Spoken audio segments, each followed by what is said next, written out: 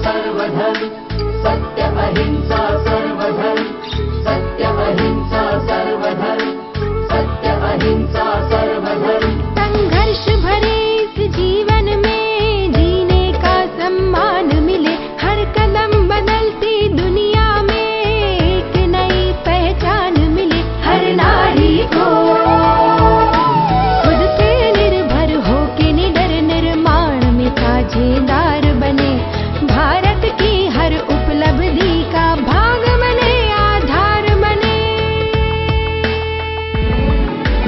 सेवा शक्ति की डगर यही, सेवा शक्ति का सफर यही, सेवा शक्ति की डगर यही, सेवा शक्ति का सफर यही।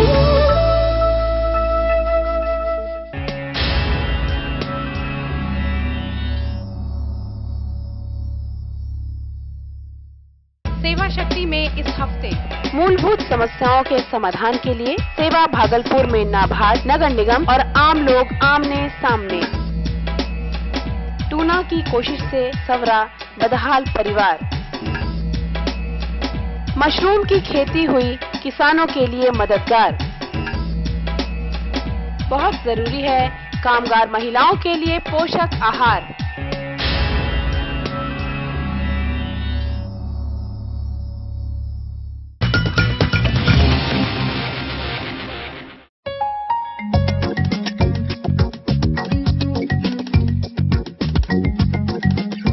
आपके साथ कदम से कदम मिलाते और बढ़ाते हुए हम यानी सेवा आज 9 राज्यों में काम कर रहे हैं। पूरे देश में हमारे सदस्यों की संख्या 13.5 लाख से ज्यादा हो चुकी है। अकेले बिहार में हमारे 35,000 से ज्यादा सदस्य हैं। महिला कामगारों का जीवन बेहतर बनाने की दिशा में हम लगातार आगे बढ़ रहे हैं। हम उन्हें रोजगार के अच्छे मौके दिलाने, उन्हें प्रशिक्षित करने का काम तो कर ही रहे हैं। हमारी कोशिश ये भी है कि हम उनके पूरे जीवन स्तर में सुधार लाएं।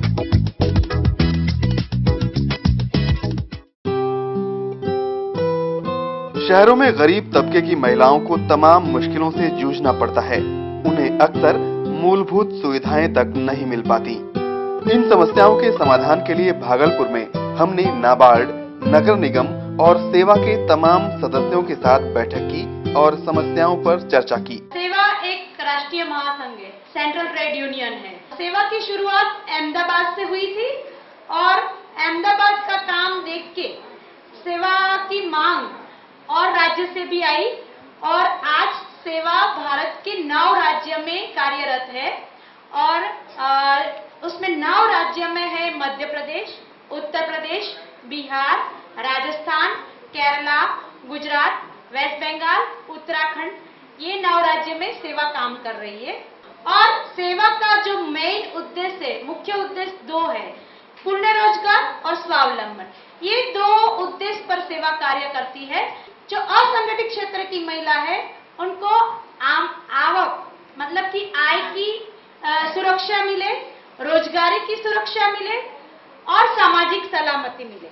हम यहाँ यूनियन के तौर पे पापड़ कामदार, बीड़ी कामदार और जो हमारे सिल्क के कामदार हैं उनके लिए काम करते हैं और अगरबत्ती के लिए हम लोग काम करते हैं। इस कार्य चर्चा का आज का हमारा उद्देश्य यही है कि किस तरह से नगर निगम, मेयर साहब आपका और डीडीएम साहब आपका दोनों का सहयोग लेके हम किस तरह से ये सारी समस्या को हल कर सके और आपकी क्या क्या योजना है जो हम बहनों तक पहुंचा सके।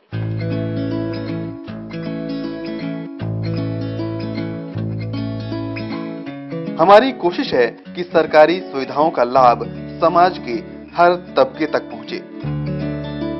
हमारी इस कोशिश का फायदा ये रहा कि मेयर वीणा यादव ने लोगों के पूरे सहयोग की बात तो कही ही और कहा कि वो लोगों की मदद के लिए हमेशा तत्पर हैं। सबसे पहले मैं भागलपुर की मेयर होने के नाते सबों का दिल की गहराइयों से हार्दिक स्वागत करती हूँ। पूरे भागलपुर वासियों के तरफ से स्वाश्री महिला सेवा पूरे समिति को कोटि कोटि धन्यवाद, साधुवाद देती हूँ कि आप इतिहास बना रहे हैं। महिला कैसे अपने आप स्वावलंबी हो और हर समस्या का समाधान कैसे हो। जिस तरह पूरी महिलाएं एक साथ अभी बैठी हैं तो शायद जो भी समस्या होगी अगर एक साथ मिलके हम लोग सोचें कि नहीं ये शौचालय क्यों नहीं बनेगा, कहाँ है राशि, जिसको भी बीपीएल नहीं मिला है या एपीएल का जो धांधली हुआ है, नगर निकाय आप आइए और नगर निकाय में सब अपनी समस्या को लेके एकजुट होके तो शायद लगता है कि जो निर्णय होता है वह अनुपालन तो जरूर ही हो पाएगा। जहां तक बात है जल की बात है तो मैं यहाँ की मेयर हूँ और जनता की अपेक्षा और जनता की आकांक्षाओं को पर मैं कितना खरा उतरी ये तो यहाँ की जनता ही बता सकती है। दूसरी बात है कि जहाँ बिजली की समस्या है तो जनता जब जागरूक हो जाएगी बिजली पानी क्या हर चीज मिल जाएगा। उन्होंने ये भी कहा कि महिलाओं की जरूरत के सामानों की बिक्री के लिए एक महिला हाट की जरूरत है जिसे जल्द ही पूरा कर दिया जाएगा। जिस तरह ये रेशम की नगरी कहलाती है उसी तरह महिला हाट भी ये रेशम हाट बन के रहेगा। लेकिन मुझे लगा कि शायद महिला आगे नहीं बढ़ पा रही है, मुझे भी चुप्पी साधना पड़ा। लेकिन अगर जज्बा और जुनून होगा तो निश्चित तौर पर महिला हाट बनेगा। मैं कहना चाहूंगी कि अगर आप लोग सभी निर्णय लेंगे तो मैं नगर निगम का जमीन नहीं बल्कि हुंडई शोरूम है उसके बगल में मैं सब कुछ करवा रही हूँ। एक बार मैंने डीडीएम के नवाड साहब नवीन भाई से भी बात की थी तो अगर महिला हाट आप लगाना चाहें लेकिन वो सुव्यवस्थित होना चाहिए, घेराबंदी किया हुआ है, बोरिंग भी करवा रहे हैं। आप चाहिए तो मैं अपना जमीन को आपको सुपुर्द कर सकती हूँ।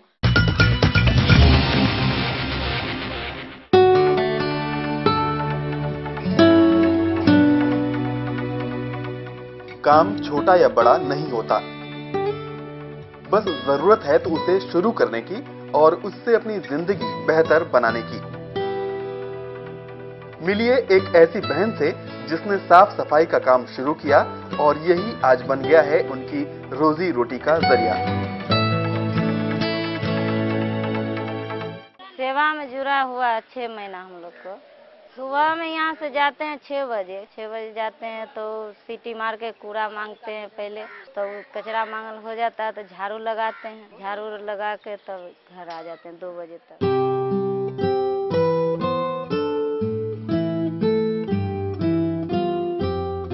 इनके पास पहले कोई काम नहीं था, पति जो कुछ कमा पाते उससे घर का खर्च तक नहीं चलता।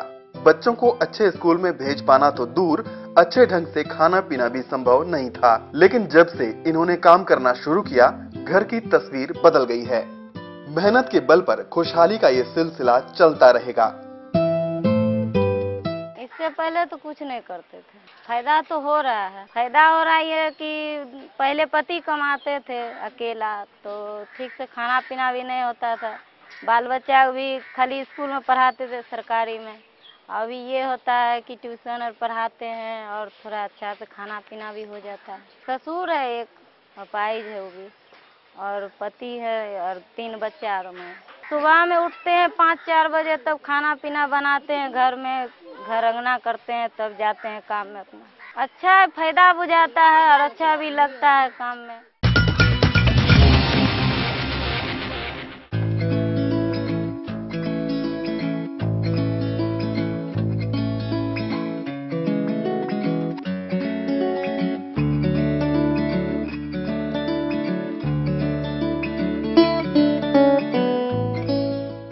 बढ़ती महंगाई ने किसान भाइयों की भी कमर तोड़ दी है।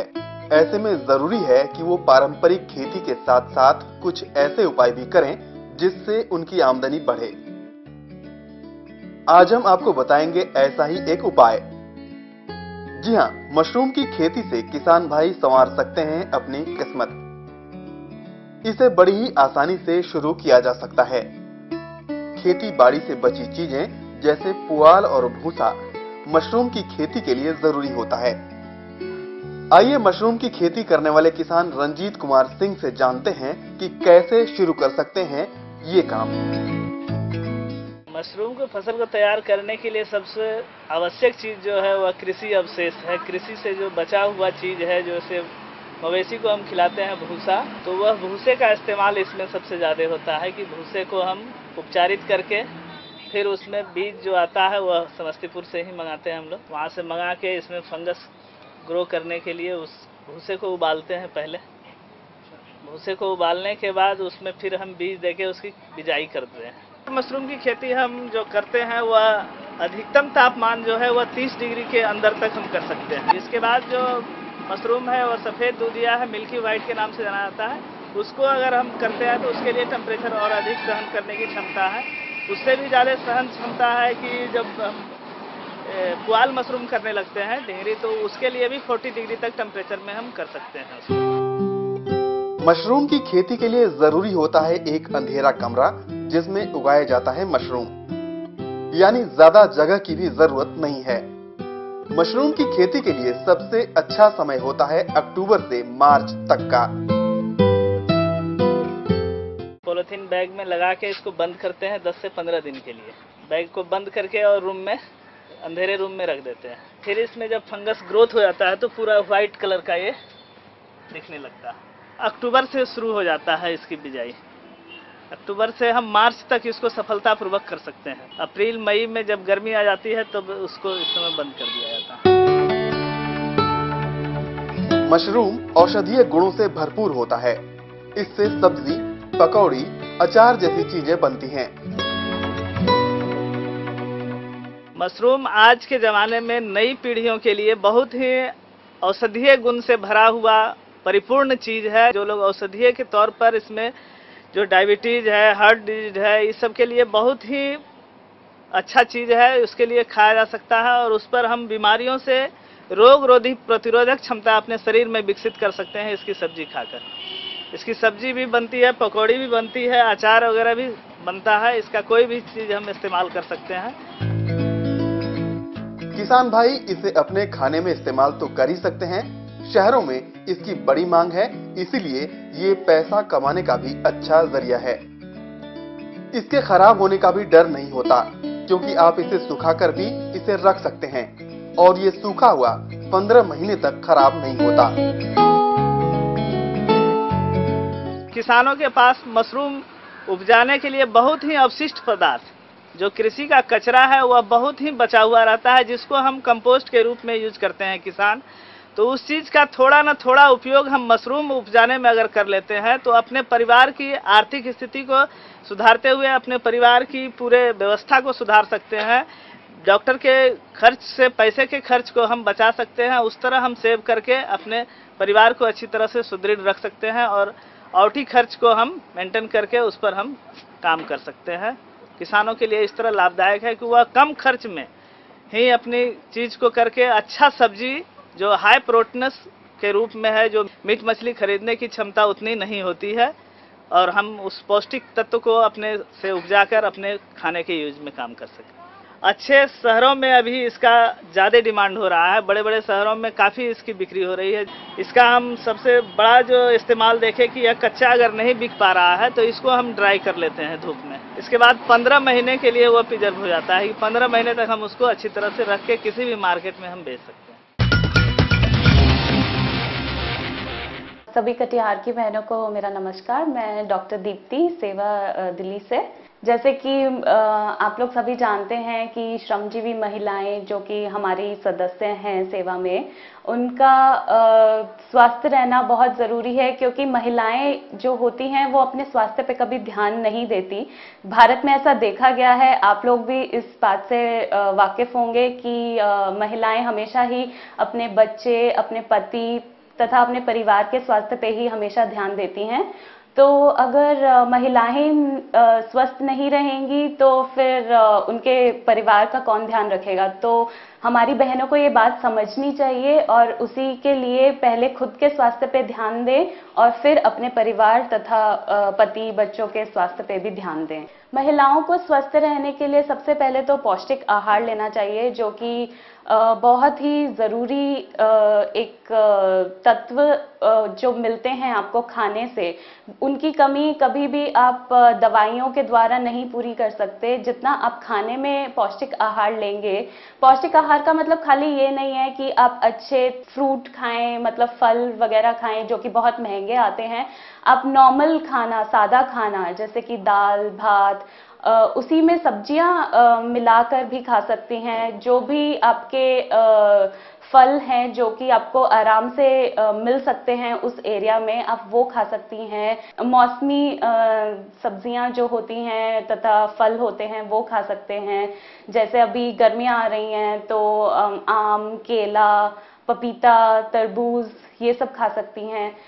तथा सर्दियों के जैसे अगर हम कहें तो उसके फल जैसे अनार हो गया, अनार उस टाइम में अच्छा मिलता है, सेब है, तो ऐसे फल खा सकती हैं।